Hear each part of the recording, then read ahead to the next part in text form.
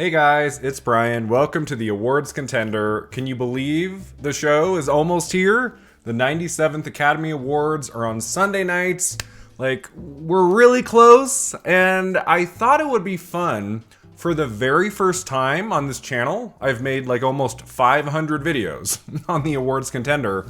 I thought for the first time I would do a mailbag episode where you guys in the community posts ask me some questions related to the ceremony on Sunday, like nominees or the show or whatever, as long as it pertained to the 97th Academy Awards. You were able to ask me anything you wanted, and I got over 100 questions. I'm gonna scroll down and answer a few in this video related to this Sunday's Oscars. I have not looked at any of these questions, so I did not prepare any answers. It's going to be kind of like a Q&A, just like going through what are you thinking about related to this Sunday show? And I'll give you my impromptu responses here and now. So yeah, this will be fun. If you guys like this mailbag video, maybe I'll do more in the weeks and months to come. Let's start with our very first question from Riley Niederman. Why do you think the Academy is so opposed to showing clips for the nominees? Okay, clips at the Oscars. This is a touchy subject with me because I don't know how you guys feel. I like it when we get clips, especially in the acting categories, I would say. You know, it's not enough for most people at home who maybe haven't seen everything just to hear the name of the actor, the name of the film. I do think it helps when we get to see a 20-second clip of a performance. You get a little bit more insights if you haven't seen that movie. The reason you don't see it that often, I believe, is the running time of the ceremony. It takes a lot of time, in a 2-hour, 3-hour show, whatever it is, to with every nominee show a clip from the movie that does that eats into commercial time and things. If they're trying to get the show wrapped up in 3 hours, what really frustrates me is sometimes you'll watch a show where at the beginning they have long clips. Maybe they start with supporting actor and we get a long clip with each nominee, but by the time we get to best actress, best picture, they're just flying through the nominees. We're not getting any clips at all. That in a way bugs me more than if we just don't have clips in the first place. I do prefer having clips, when we get the nominated films and performances and things. I don't know what they're doing at the Oscars on Sunday nights, but I absolutely hope they're gonna give us clips. They're doing away with the 5 previous winners coming out on stage to talk about the nominated actors this year. So maybe we will get clips. I'm hoping so. I think it's gonna happen. Alright, Chef Frilla's Productions asks, but with Cynthia and Ariana having practically no shot of winning this year, do you think either of them will be nominated again in a year's time for Wicked for Good? That is a tough call, I would say, because we haven't seen the second Wicked movie. It is possible Wicked for Good does not live up to the promise of the first Wicked movie. I mean, look at Joker Folie à Deux. The second Joker film, which a year ago many of us thought was going to be a big Oscar contender. The first Joker film, got 11 Oscar nominations. It won Best Actor for Joaquin Phoenix. The same group of people got together to make the second one, so it made sense, especially with Lady Gaga getting into Best Actress for A Star Is Born. It made sense for that Joker sequel to be an Oscar movie, and it wasn't. I mean, they shot the whole of Wicked at the same time, right? Kind of like Lord of the Rings. It's not like they made Wicked, took 3-4 years off, and then made the second one. They made the whole thing at once, which gives me some hope that the second Wicked film will be as good as the first. I don't know. The second movie, it doesn't have Defying Gravity. It doesn't have Popular. It doesn't have some of the great songs and moments from the first half of the story. That does give me pause. If I had to predict right now, I would say yes.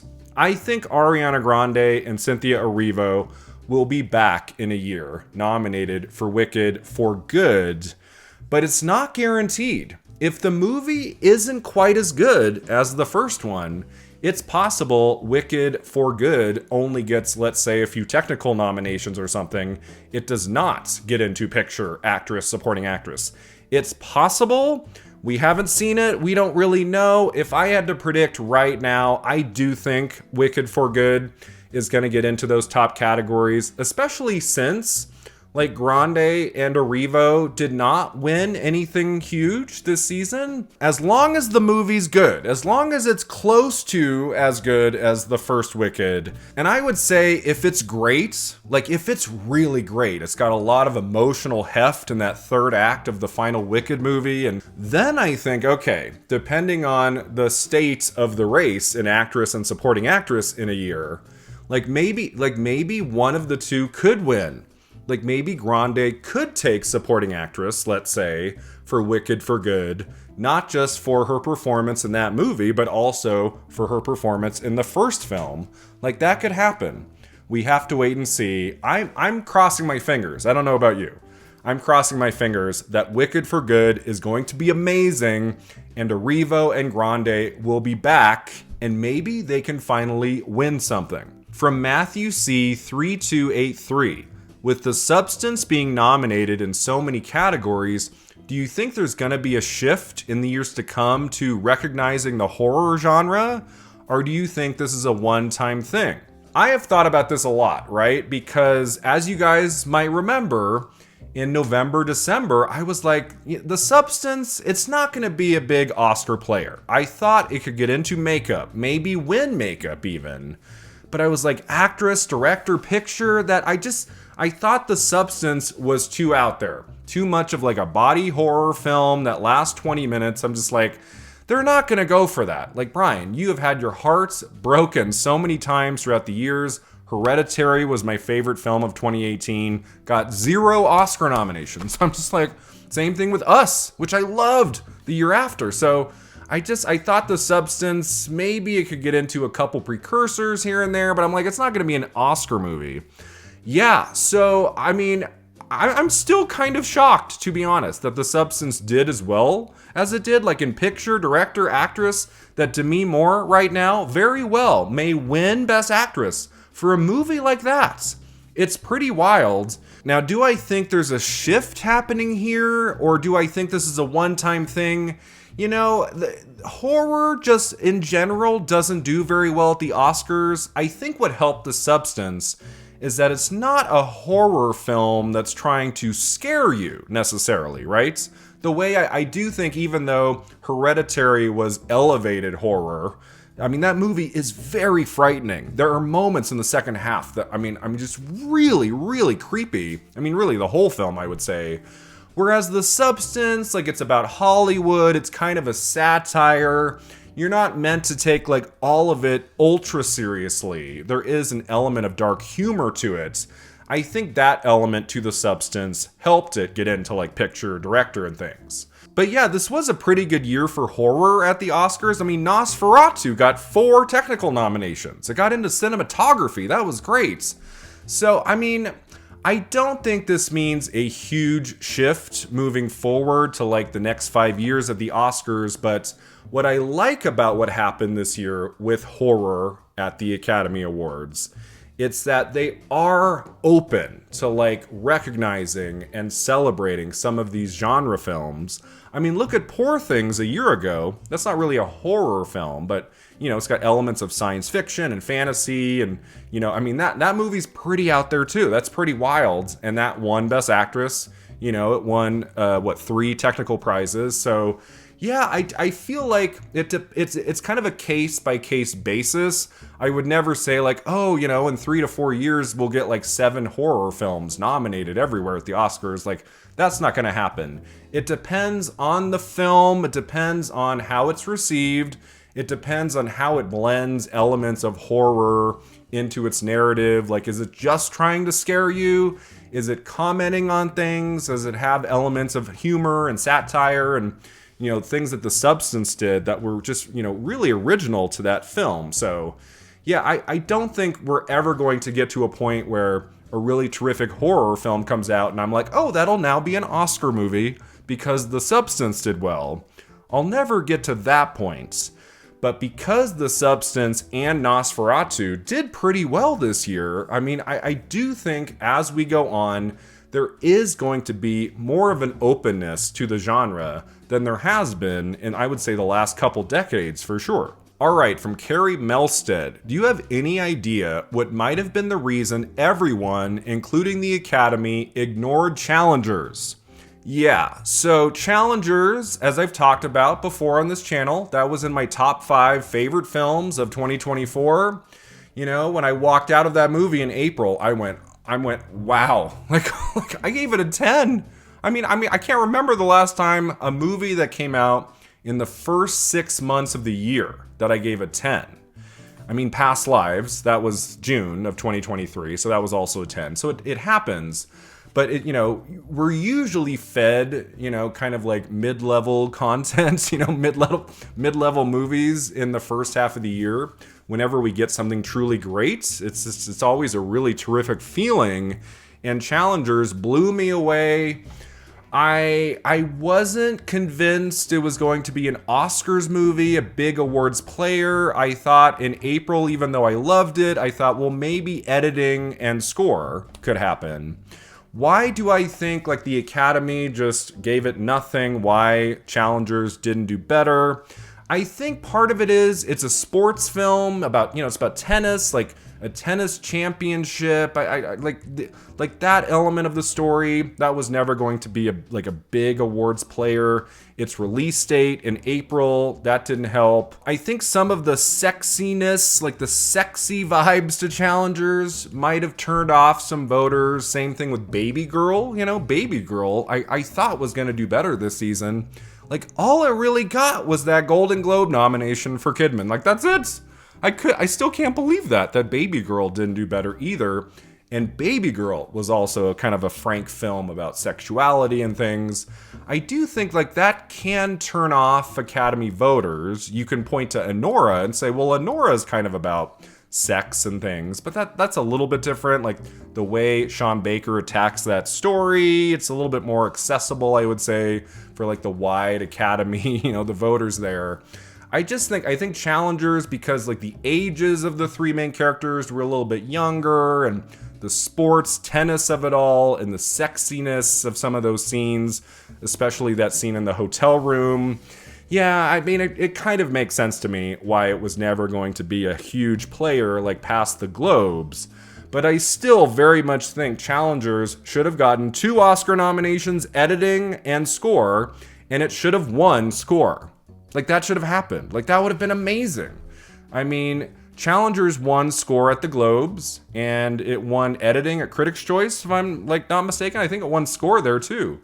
So, like, early in the season, there seemed to be some hope, but then, yeah, the Academy just didn't go for it. It's a bummer. The Academy should have nominated Challengers for something.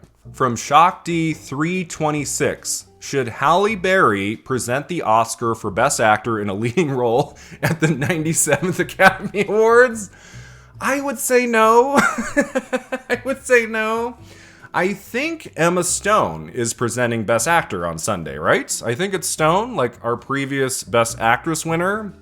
You know, most of us are predicting Adrien Brody is going to win the Oscar for The Brutalist.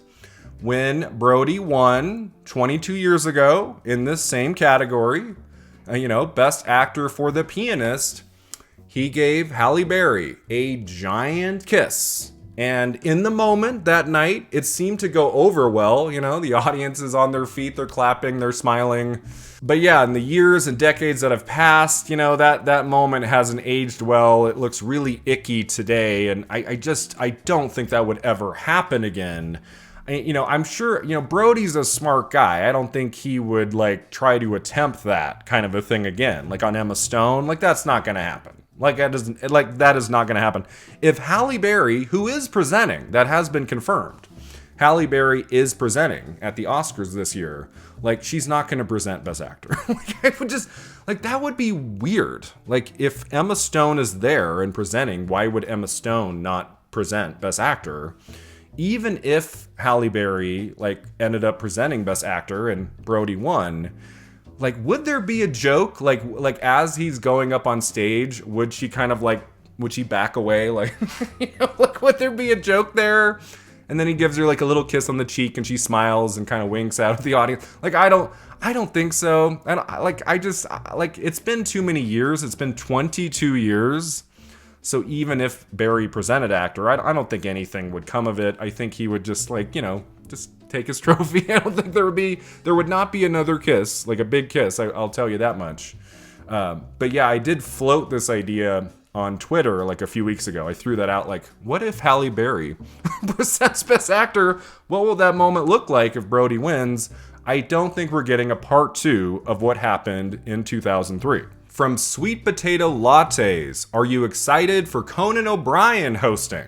Hell yes, I am. I'm a huge Conan O'Brien fan.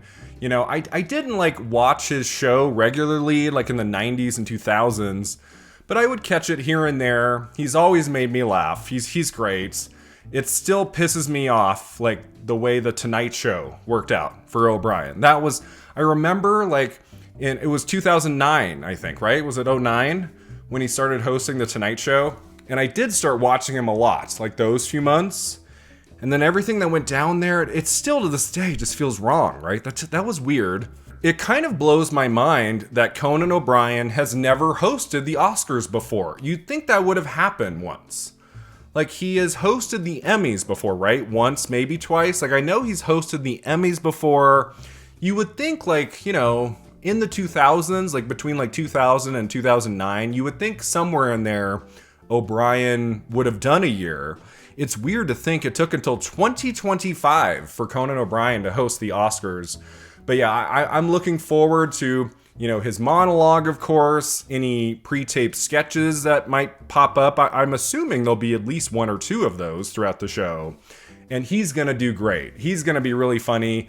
I'm curious to see how his monologue goes. Is he going to be playful? Is he going to be a little bit mean-spirited? Will there be kind of like twisting of the knife in anyone's backs? What are going to be his jokes about Amelia Perez, Conan O'Brien?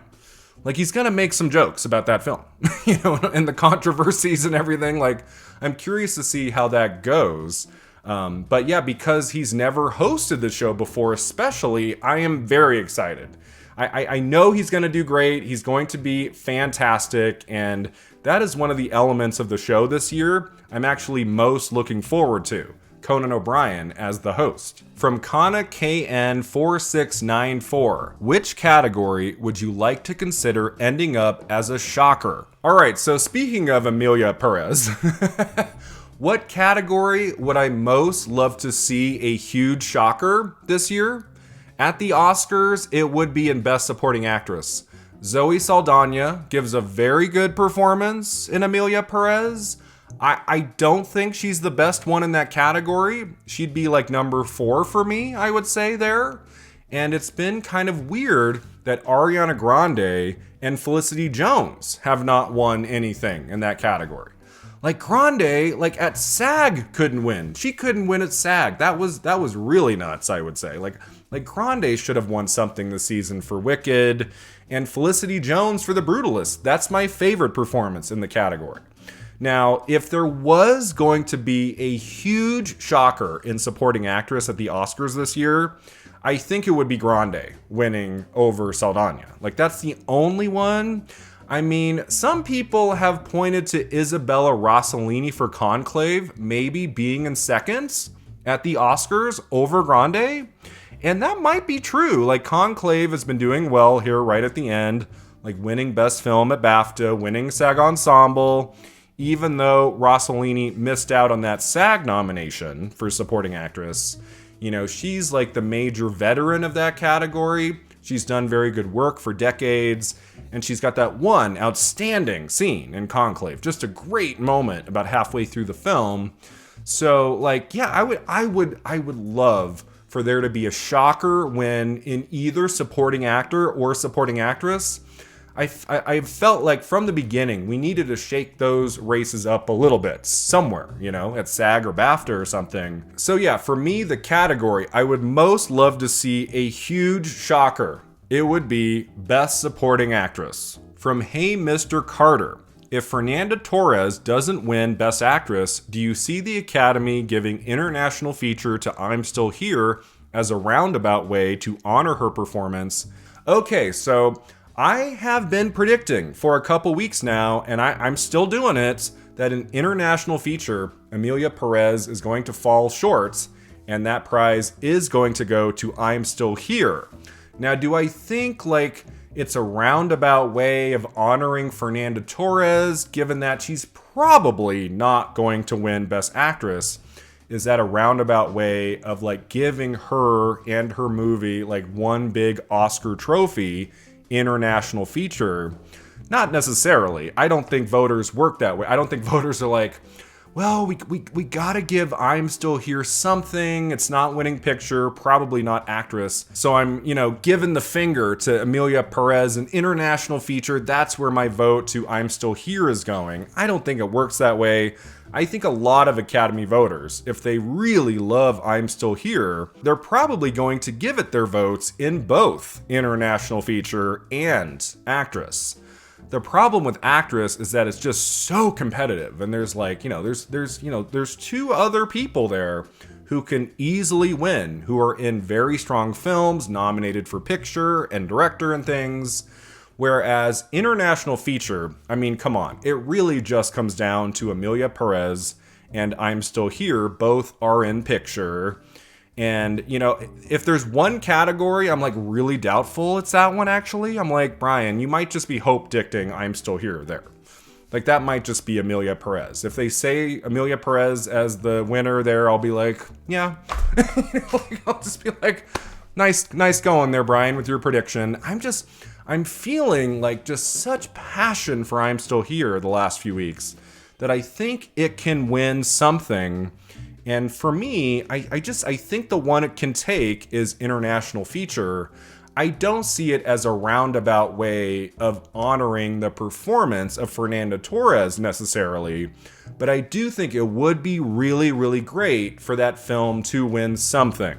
So if you love I'm Still Here, obviously, we can still hope for that shocker win, possibly, for Torres in actress. But the category you really need to pay attention to, I would say, is International Feature. I'm Still Here can absolutely win there. All right, from Ravanova 5314. Why do you think Diane Warren keeps getting nominated?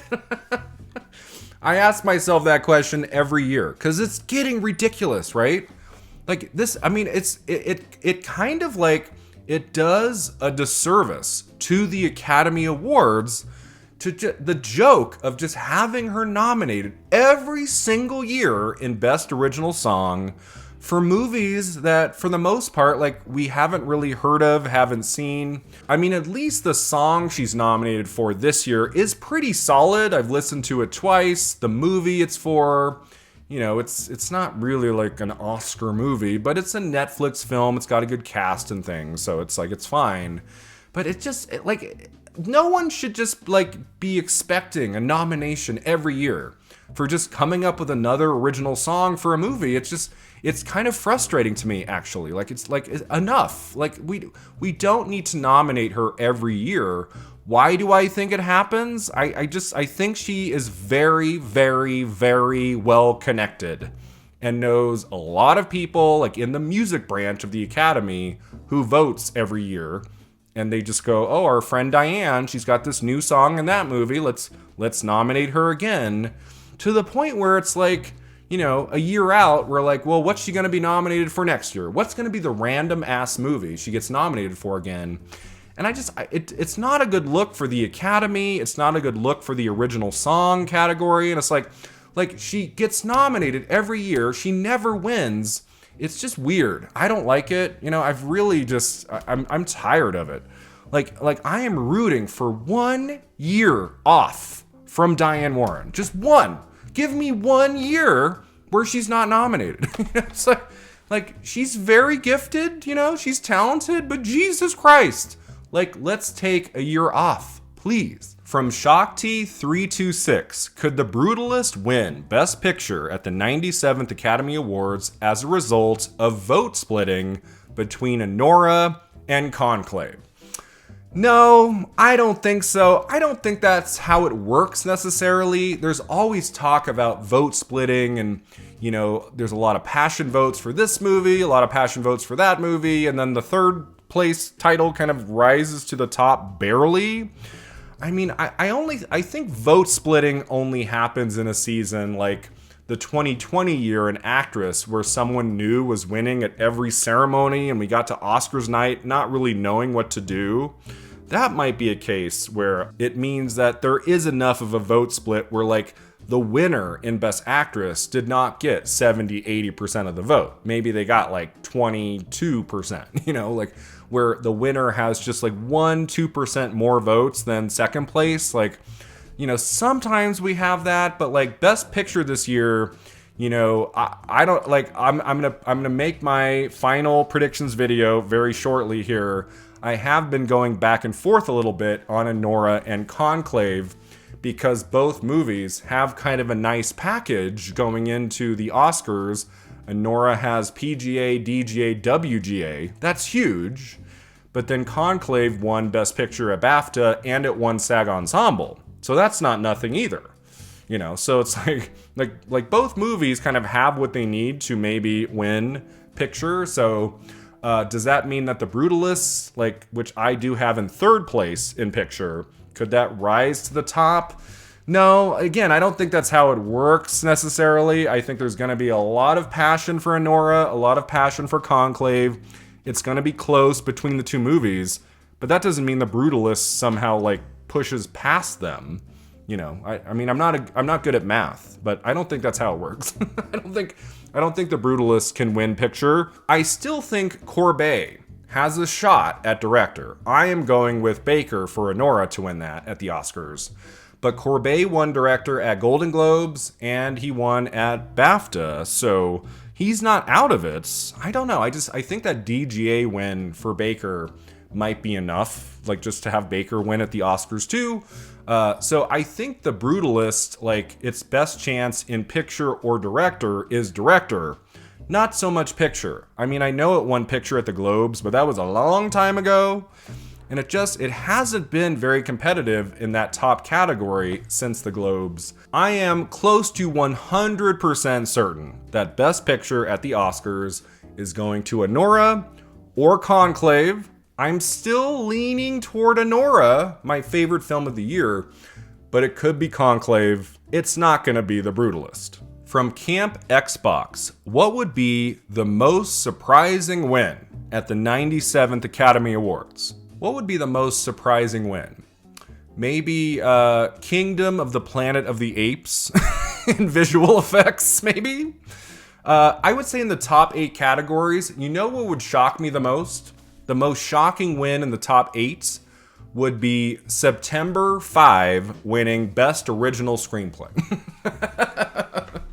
That would be the biggest shocker, right? That's the only nomination for that movie. It's like when May December slipped into Original Screenplay last year. That was the only nomination for that film. It'd be like if May December had won last year, over Anatomy of a Fall. That would have been like, what? Yeah, I would say, in the technical categories, what would be really bizarre? I mean, you have visual effects, some movies there that aren't nominated anywhere else. Whenever you have a film nominated just in one place, that's kind of a tricky place to be. Sometimes that movie can win, depends on how strong it is in that category. But yeah, I would say anything besides Dune Part 2 or Wicked winning visual effects would be kind of a shocker. And an original screenplay, September 5, overtaking the rest of the films in that category. We're all is it gonna be a Nora? Is it gonna be a Real Pain? Could The Substance pull it out in original screenplay? And at the Oscars, they announced the winner as September 5. I'd be okay. Interesting choice. I don't think anyone predicted that correctly. That absolutely would be the shocker of the night. From Harvey Burton 7. In your opinion, what nominee has been overlooked and should be a stronger candidate than currently perceived? Coleman Domingo Sing Sing. Coleman Domingo. It has been a weird couple years where he's been nominated pretty much everywhere in Best Actor, can't win a damn thing. He gives such a great performance in Rustin, got in at the Oscars, had no chance in hell of winning because Rustin didn't receive any other nominations. And then we get to Sing Sing, where, for a few months there, we thought Sing Sing would get into picture, would get into, maybe 2 other categories it missed. Clarence Macklin, supporting actor. I didn't think it was going to be competitive, like in director, technical categories, it wasn't going to do very well. But like Sing Sing, if that could have gotten into picture, if it could have won a couple big prizes along the way, as much as I adore the performances of Adrien Brody and Timothée Chalamet this year in Best Actor, I've never seen it as like, well, we've got 2 good performances here and then 3 fillers, right? The other 3 are just fillers all season long. Like Ray Fiennes is very, very good in Conclave. It would have been cool to have seen him win something, like a BAFTA. But yeah, I would say like Colman Domingo in Sing Sing. That is a phenomenal performance. And for him to just sit out the season again, 2nd year in a row, and just have no shot of winning anything, that has been very sad to me because, I would have loved for Colman Domingo to have been more competitive this year. At the very beginning of the season, I want to say it was like early December, Domingo won like maybe 2 prizes, like very early on. And I went, oh, awesome. I would love for Domingo to be our front runner. I'm just like, I don't know how you guys have felt. It's been very odd to have him just, again, nominated everywhere. He shows up to each ceremony, and claps for the winner. It's usually Brody. It was Chalamet at SAG. And I'm just like, okay, I'm kind of over this. I want, like, the next time that Domingo is nominated for an Oscar, like I want him to sweep or something. I want him to win everywhere because he is so freaking talented. I think he is wonderful. Such a great actor. He's done such amazing work in Rustin and Sing Sing. The next time he's nominated, let's give Colman Domingo the Oscar win. From Nom Phi Malloy, what are your thoughts on the announced performances at the 97th Academy Awards, and which one are you most looking forward to watching? That's an easy one. Beyond the Conan O'Brien of it all, it's going to be, I think it's the opening with Ariana Grande and Cynthia Erivo doing a couple songs from Wicked. I'm excited to see that. I'm excited to see them on stage, performing, a couple musical numbers from that movie.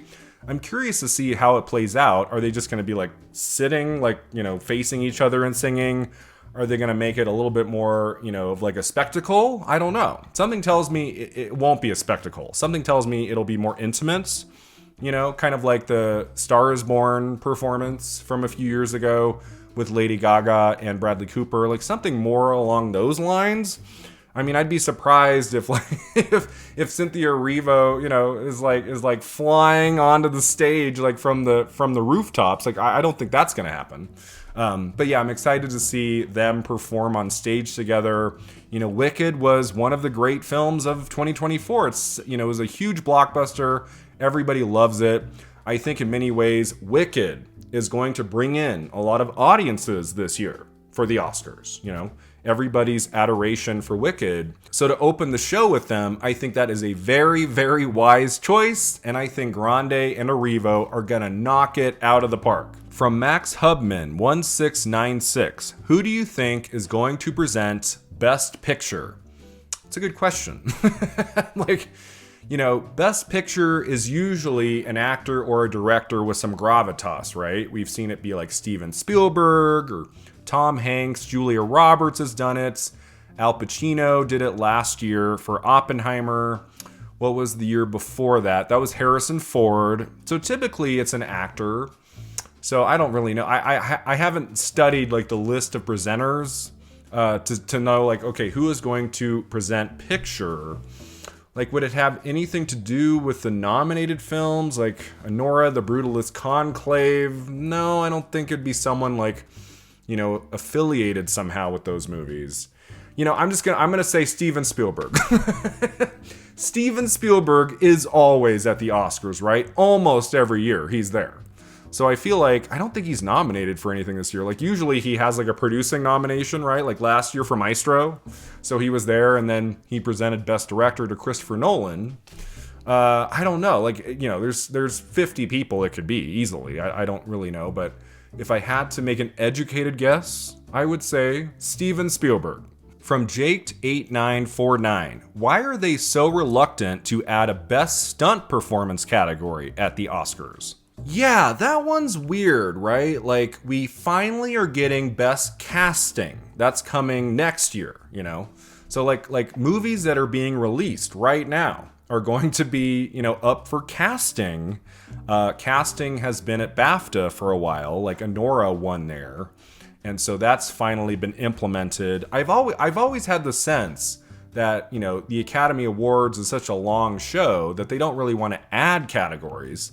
I mean, sound used to be 2 categories, and then a few years back it went to 1, Best Sound. So I was kind of like skeptical about that. Like, are they ever going to add something? They did with casting. Why not stunt performances? Like, I think what's hard about that is like who do you reward necessarily? Like, is there one person you award with stunts? Like, you know, I worked in casting for 2 years. It's typically like there's one casting director and then like a casting associate or assistant. It's like 2 or 3 people, really, who work together to cast a film or a TV show. And then the director obviously plays a big role there too in casting. But like, casting makes sense. Like, I know who to reward there. Stunt performances, like, what if a movie has, you know, dozens and dozens and dozens of stunt performers? Like, where does the Oscar go to? That's kind of my question there. But stunt performances should absolutely be recognized at the Oscars. I would love to see that in the years to come. Every few months, I feel like there is a surge of interest and commitment to making that happen. So something tells me in the next 5 to 10 years, we might see that category added. Right now, they're probably just focused on, like, let's get casting started. Let's see how that goes. And then maybe stunts will be next. I do think if they add another category in the next 10 years, it will be stunts. From Morrow1035, do you think Nosferatu still has a shot to win an Oscar, maybe for cinematography or production design? No, I really don't think Nosferatu is going to win anything. The one category it would have taken was makeup, but the substance is there. I really don't see the substance missing in makeup, first of all, because what a phenomenal job of makeup they did in The Substance, and that movie is nominated in picture and director and actress and original screenplay. So I think that is a foregone conclusion. I think The Substance takes makeup outside of a total shocker. Could Nosferatu win cinematography? Like, over The Brutalist? Like, that would be surprising to me. I mean, I would put Nosferatu like above 5th place. It's not at the bottom there. But as much as I would love to see that, like a horror film winning best cinematography would be really cool. I don't think it can beat The Brutalist. And then production design, it feels like it's Wicked. If for some reason it didn't go to Wicked, it would go to The Brutalist probably in production design. Like, I think like the least likely place Nosferatu can win is production design, actually. So yeah, it's only makeup. Makeup was the only shot for Nosferatu to win, but the substance is there. So sadly, Nosferatu is going to go 0 for 4 outside of a shocker, but that it's still okay, like for a horror film, like about a vampire, to get 4 big Oscar nominations. That's really cool. From Deanna Gregg K8G, with the nominees this year showing more examples of category fraud, do you think the Academy should define rules about percentage of screen time on what constitutes leading versus supporting performances? That is a great question. That is tricky, right? I mean, it would be kind of strange for the Academy, you know, next year or the year after or something, they say, okay, we have decided, like, to be put in supporting actor or supporting actress, it has to be a performance of less than 25 minutes of screen time. Over 25 minutes, you can be lead. It's kind of a case-by-case basis for films and things. It's tricky because it does frustrate me at times when a performance is sweeping the season in supporting, and it's like, it's clearly a lead role. Like, I have always felt that Kieran Culkin in A Real Pain is one of two leads in that movie. I mean, that's category fraud to say that Culkin is supporting in that. I'm all for a supporting actor or supporting actress win going to someone who's in a few scenes of the film. It doesn't have to just be like one moment, like 5 minutes and that's it, like a cameo or something. You know, we don't see that kind of Rossellini style nomination much anymore. Like, she's basically in like one major scene in that movie. Like, you see her at times throughout the first hour, and then she's got that one great moment. You know, that's very much a supporting performance, so I'm happy it got recognized in that way. But, like, should the Academy implement rules and say it has to be, like, these certain amount of minutes, or it has to be under this to qualify? No. I just think that would get really confusing. It would get into the weeds, and, you know, you'd have, like, a really great supporting performance in, like, a 3-hour film that's, you know, let's say it's 35 minutes of screen time or something, but it's like, oh, no, the rule is it has to be under 25 or something. And that, I feel like there's going to be situations where, you know, okay, technically this person's in kind of a lot of the movie, but because of the length or because of the nature of the role, it is supporting. So I think there's too many variables, you know? I don't think there should be like a specific rule implemented. I don't think that would be a good idea. From Tomos Marlin 4637, do you really believe SAG had a chance at predicting the Oscar winners this year, with the Oscar voting having ended the Tuesday before the SAG Awards? Yeah, I don't know how you feel about this. I actually kind of like when Oscar voting goes beyond the SAG Awards, so there can be some more suspense. Like, if Oscar voting had gone 3 or 4 days past Timothée Chalamet winning Best Actor at SAG, I would feel better about his chances. I would say maybe. Like, maybe he has a pretty good shot of winning, but because Oscar voting ended on the Tuesday before the SAG ceremony, like, there's nothing to be gained from a really good speech by Chalamet. All we can really gather from Chalamet winning at SAG over Brody is that there is some love for Chalamet's performance in the industry, and there is some overlap, you know, SAG voters to Oscar voters. So, like, I'm never going to count out Chalamet to potentially win at the Oscars on Sunday.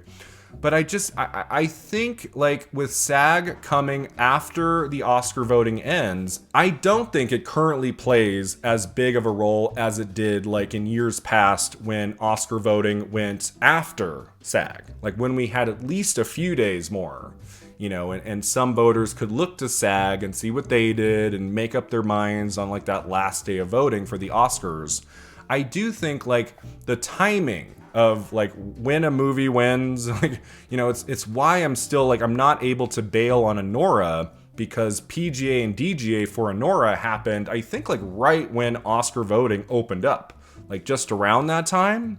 So, like timing is everything, you know? Like, if the surge for a film happens, like, right in the heart of Oscar voting, that can mean the difference, you know? If it's a close race, like, that can make up the difference, and that film can win.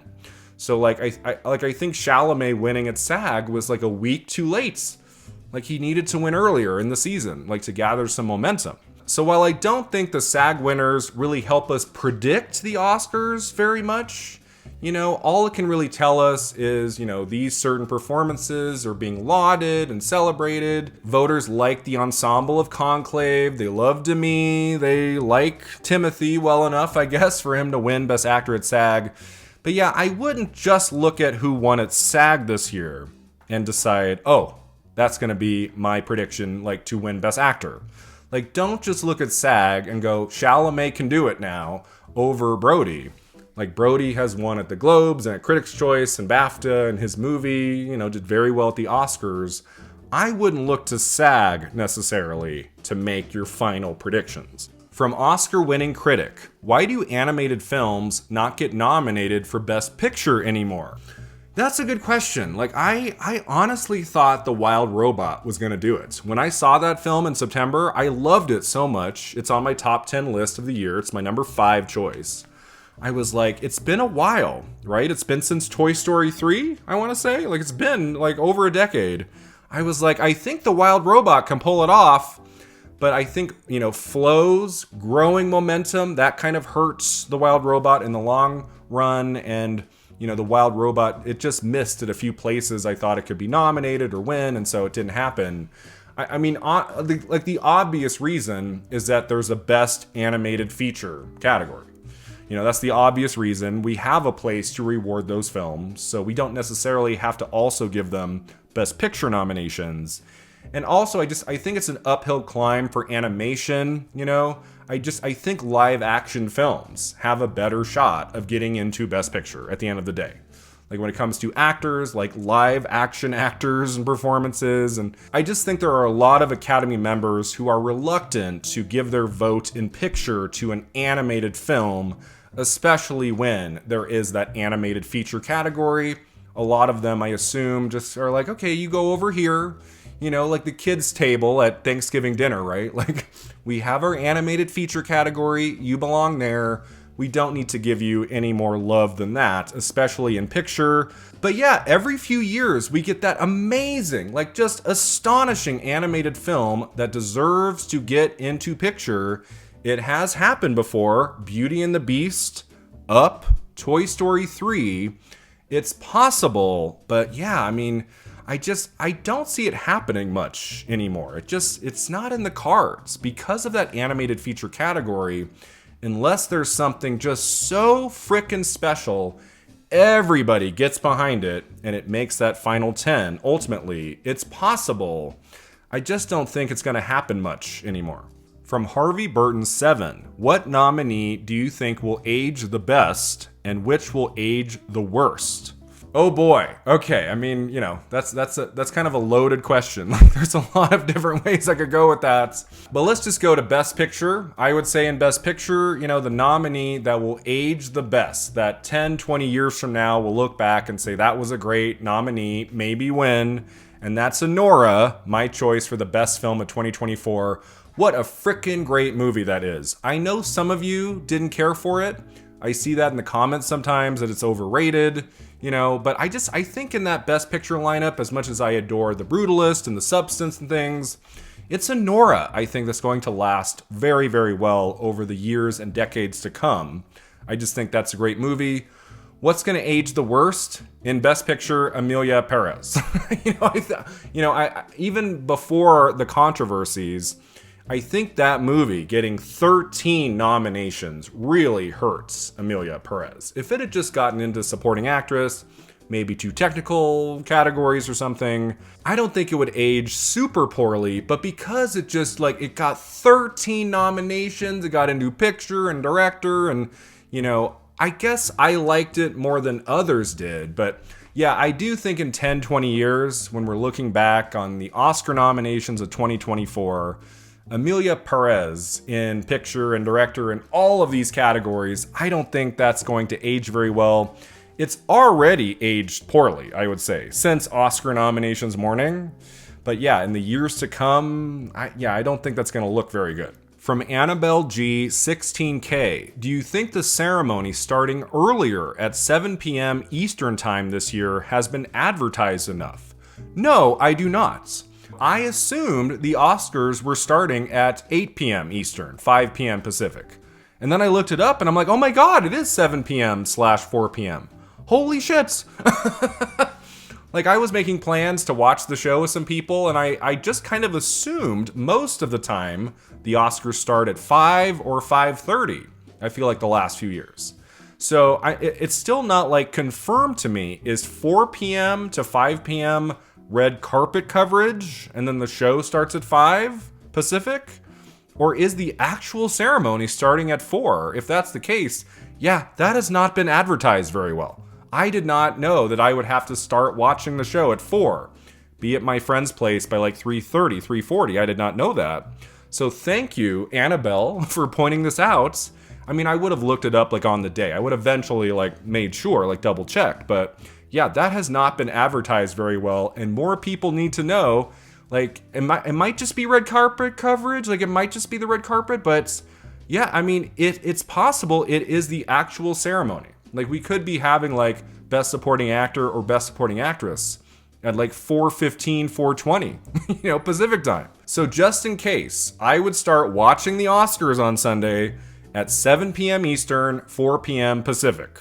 Like, just to be safe. And the final question I'm answering in this mailbag video from Robert Moss, 7129.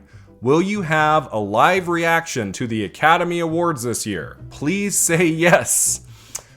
Okay, so guys, I have thought about it. I have thought about like actually going live, for the entirety of the Oscars or SAG Awards and things. Like, I've thought about it this year and last year. The problem is I want to be able to enjoy the show and not be thinking every second like, oh, I'm on camera. I've got to be entertaining. I've got to say a lot of things for 3 hours plus. I don't want there to be, footage of me for 5 minutes, like just my head down. I'm just like on the phone tweeting something, That doesn't feel right to me. I like to have control over my video and audio too. So, I mean, outside of there just being like, hundreds of you guys just begging, like, please, please, Brian, do a live reaction to the entirety of the Oscars. I will never say never. Maybe next year or the year after, like, maybe. But, like, I'm going to a friend's house, like, we're gonna watch it. There's gonna be a small group of people watching the Oscars on Sunday. I don't want to bring my laptop and force everyone in the room to, like, have to be on camera. That would be weird. I don't really want to watch the show by myself, like in my office, just by myself with a camera on me. That just feels kind of odd. I'll have my reaction video, of course, just a few hours after the show. But, there are going to be other people in the room. I will try to get someone to film me reacting live to Best Actress. I will try to give you that, because if the winner is Demi Moore, if it's Mikey Madison, if it's Fernanda Torres, like, kind of regardless of who wins Best Actress, I'm gonna freak out, it's gonna be a great moment. So I will try to get a live reaction to that I will share with you in the days to come. So there will be that. Alright, so that's a wrap on my first ever mailbag video. I hope you enjoyed it. If you guys like this, I might make more in the weeks and months to come. But for now, yeah, like, we're getting very, very, very close to the 97th Academy Awards. I'm excited. I know you probably are too. I will have very, very final predictions in the hours to come. But until then, thanks so much for watching, and I will see you next time at the Awards Contender.